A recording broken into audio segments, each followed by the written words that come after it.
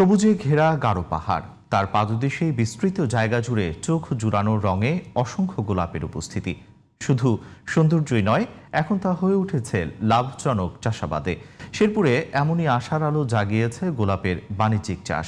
প্রায় 7 একর জমিতে গোলাপ ফুলের ফলন ভালো হওয়ায় ক্রেতার পাশাপাশি ভিড় করছেন দর্শনার্থীরাও। শেরপুর প্রতিনিধি মনিরুল ইসলাম মনিরের পাঠানো রিপোর্ট জানাচ্ছেন সোহেল আহমদ।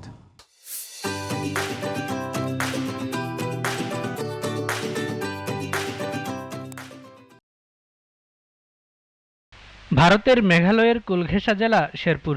জেলার 3টি উপজেলার গাঢ় পাহাড় বেষ্টিত এসব এলাকা একসময় অনাবাদী থাকলেও সময়ের পরিক্রমায় সবজি চাষে বিপ্লব ঘটে। তবে নতুন করে আশা জাগিয়েছে গোলাপ ফুল চাষে।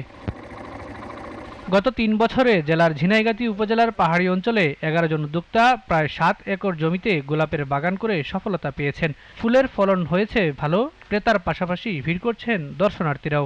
এই জায়গায় আমি আগে কাঁকরোল সবজি আবাদ করতাম, কিন্তু এখন এই ফুল বাগান করে অন্যান্য ফসলের তুলনায় অনেক লাভবান। গুমরা এলাকায় এখানে সুন্দর একটা গোলাপের বাগান হয়েছে, আমরাও আসলাম এখানে দেখতে। তো অনেক ভালো লাগছে। এখানে বিভিন্ন জাতের গোলাপ রয়েছে এখানে। তবে উৎপাদিত ফুলের ন্যায্য মূল্য নিয়ে রয়েছে অসন্তোষ। চাষিদের অভিযোগ, লাভের অংশ বেশিরভাগ চলে যাচ্ছে মধ্যস্বত্বভোগীদের পকেটে। ভালো রেট পাই না আমরা।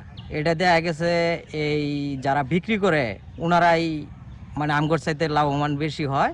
আমরা বিক্রি করি যারা তো একটা দাম পাই না, আর যারা মানে পাইকারি দামে বিক্রি করে ওই যে ঢাকা যারা বিক্রি করে তারা মনে করেন বেশি দামে বিক্রি করে। ন্যায্য মূল্যপ্রাপ্তি এবং চাষাবাদের বিষয়ে প্রয়োজনীয় সহযোগিতা দেওয়ার আশ্বাস জেলা কৃষি বিভাগের এই কর্মকর্তার।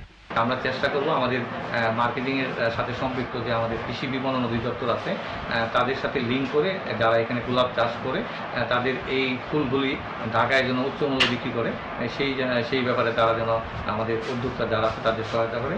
সংশ্লিষ্টরা বলছেন, কাঁটাযুক্ত গাছ হওয়ায় কৃষিতে বন্যহাতির উপদ্রব কমানোর পাশাপাশি গোলাপ চাষ হতে পারে এ অঞ্চলের অর্থনীতির নতুন সম্ভাবনা।